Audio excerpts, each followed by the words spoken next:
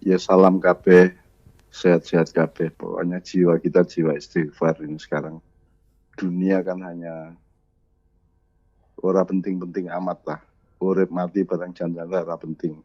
Sing penting kue oke ora karo Gusti Allah kan gitu. Maka itu tidak ada di dalam peradaban kita sekarang ini, nggak ada.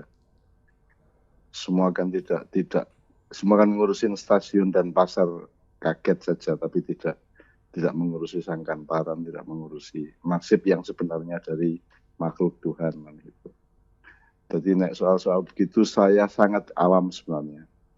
Paling pertanyaannya kita ukur benar sekarang tingkat kehancuran yang ditimbulkan oleh corona ini sampai seberapa?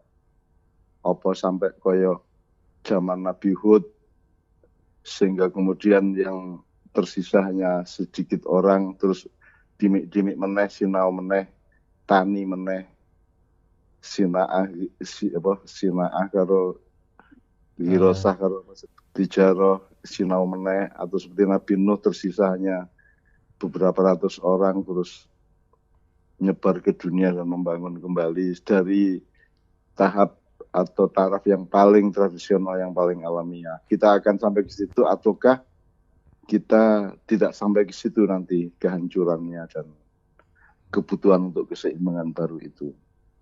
Karena janjinya nek kudune nek ndelok le pintere wong saiki, hebate pemerintah, teknologi, dokter, farmasi dan semuanya itu kudune kan tidak terlalu sukar untuk melawan corona ini kudune. Kudune kan itu kan soal soal wis ngerti kok corona piye, masa inkubasi ini sepiro, cara penyebarannya piye kan sudah ngerti kabeh. Antisipasi menuju keseimbangan baru tadi itu ya hanya bisa kita lakukan di kalangan maknya saja intensifnya. Ya aku iki ngenyang ben orang nganti banget-banget le hancur kan ngono kan. Ngenyang supaya yang Sabra mungkin tidak setuju karena kan kalau view saya kan view keajaiban.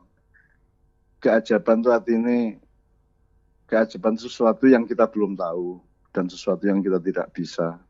Tetapi kan kita sangat akrab dengan itu sehari-hari dalam kehidupan kita sejak jadi janin sampai lahir bayi sampai jadi wong gede kan kita akrab dengan yang disebut keajaiban itu.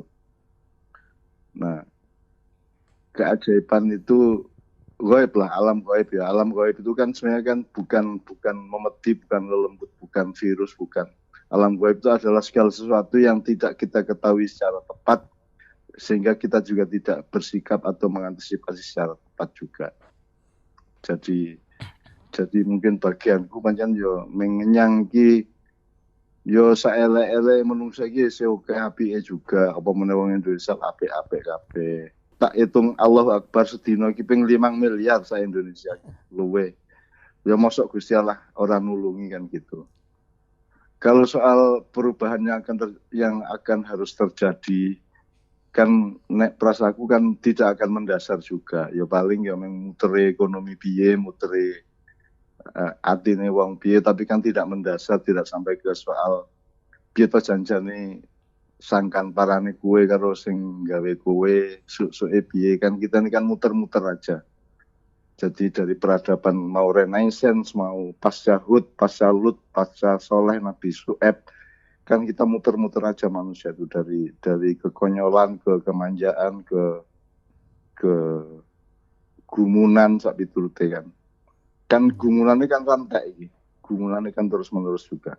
Jadi kita tuh tidak berubah semuanya manusia. Yang berubah adalah dia dipaksa untuk berputar secara berbeda, untuk berdialektika secara berbeda secara keduniaan. Tapi di wilayah-wilayah yang sejati, yang di wilayah yang memang Jawa jenenge sangkan paran gue mau, ya tidak akan ada perubahan apa-apa menurut saya. Mau Itali habis 50% penduduknya gunung jeblok, wong bujuk lanang wedok turu isih tetap jadi isih tetap ketok nganti saiki di museum di Italia sana karena gunung meledos mendadak itu tapi turutnya. Nah, tak baleni soal bagianku saya kira memang saya tidak terlalu memahami hubung-hubungannya wong dunia untuk dunia ini gitu loh. Aku memang bagian ndelok kemungkinan iki sepira to iki lak nek azab Allah ayo dudu to iki. Iki menungso dhewe sing pancen sembrono kan gitu.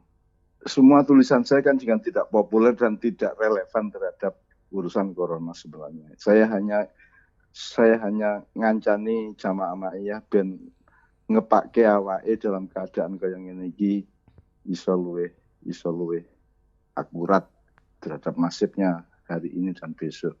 Karena urip mati itu kan teknis, itu kan cuma soal ruang waktu saja dan soal transformasi aja. Meskipun tidak lantas kita bisa ngomong ke publik bahwa orang penting kok urip apa mati ya iso. Ya. Tapi kan ada dimensi itu, ada cara berpikir yang seperti itu. Bahwasan jan iki sing penting kowe iki ora dinusane Gusti Allah. Kemudian hal-hal yang menyangkut teknis penanganan corona, menurut saya memang di situ teruji kepemimpinan bangsa kita ini kan. Jadi nek saya itu pokoknya gini lah. Satu, kan iki balik nang atine dhewe, balik nang nasibe dhewe, balik nang posisinya sendiri-sendiri, ya balik nang silmine dhewe. Jadi setiap orang itu sekarang selamat atau tidak kan kalau di Ma'iyah kan elaborasinya sangat luas. Apa sing kena kira selamat, sing ora kena kira selamat lah ya ora iso. Kan gitu. Jadi yang apakah yang mati itu tidak selamat, yang hidup itu selamat kan juga relatif. Karena keselamatan yang sejati adalah orang di perkara karo Gusti Allah. Nah sekarang perkara karo Gusti Allah sing kepriye kan sing entoke Gusti Allah. Sehingga itu yang disebut qadha dan qadar. Itu yang disebut qadha dan qadar. Rukun Islam ke-6 itu. Artinya kita harus siap mental untuk menerima ketetapan Tuhan apapun saja bentuknya kan gitu. Dan bentuknya bukan kita yang meregulasi, bukan kita yang menentukan, tapi Allah yang menentukan. Nah, kalau kita kembali ke situ, mudah-mudahan terus Gusti Allah jadi sayang dengan kita punya sikap pasrah seperti itu, mudah-mudahan itu menghasilkan rasa ora tegone Gusti Allah nang awake dhewe, dan karena kita juga masih ditugasi macam-macam dalam waktu yang mungkin cukup panjang setelah sekarang ini, sehingga mudah-mudahan Tuhan tetap memberi tugas kepada kita, bukan tetap tidak membunuh kita atau tidak mematikan kita.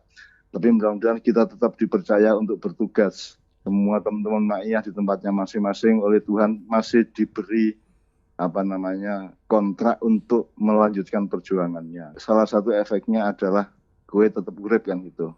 Aku tetap urip kan gitu. Meskipun tetap saja qadha dan qadar itu sejak awal sudah kita sumpahkan kepada Allah, kita akan terima qadhanya maupun qadarnya. Qadha itu artinya adalah hukum timbal balik dari perilaku kita di hadapan Tuhan, terus Gusti Allah nggawe vonis apa kan manut. Kalau qadar itu kan terserah-serah Tuhan arep nguripke sapa mateni sapa kan terserah-serah dia, itu namanya qadar.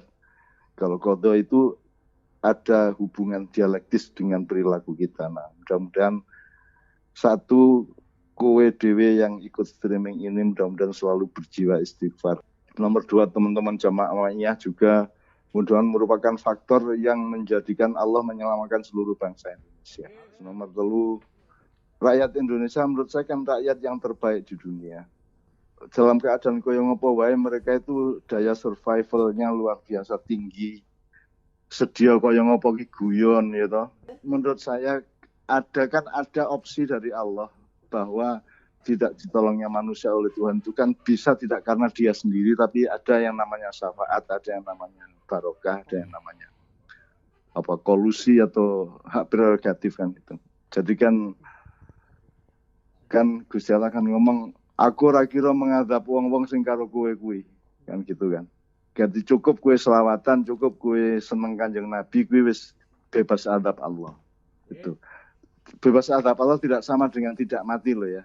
Itu artinya kita selamat dalam kehidupan yang abadi nanti. Yang orang tidak percaya sampai hari ini. Nek prasaku ya sejauh ini ya. Ora kaya sing kok khawatir ke banget. Itu bukan berakhir, tapi itu akan segera mereda. Bentuk redanya itu juga tidak bisa kita regulasi, tidak bisa kita rumuskan, tetapi nek prasaku sangune wong Indonesia iki luar biasa di hadapan Allah. Rakyat Indonesia itu demenake, dan menurut saya kok Allah akan tetap memperhitungkan keselamatan bangsa ini berdasarkan lende menake rakyat Indonesia kuwi gitu. Tolong teman-teman tiap malam selalu sholat malam dan selalu minta kepada Allah. Jadi istighfar sing akeh. Nek kesuwen astagfirullahaladzim, astagfirullah tok wae. Astagfirullah, astagfirullah, astagfirullah, astagfirullah, astagfirullah. Terus ya dia mungkin jaluk petunjuk dan selalu niteni ngimpimu apa. Nanti ada simbolisme di situ.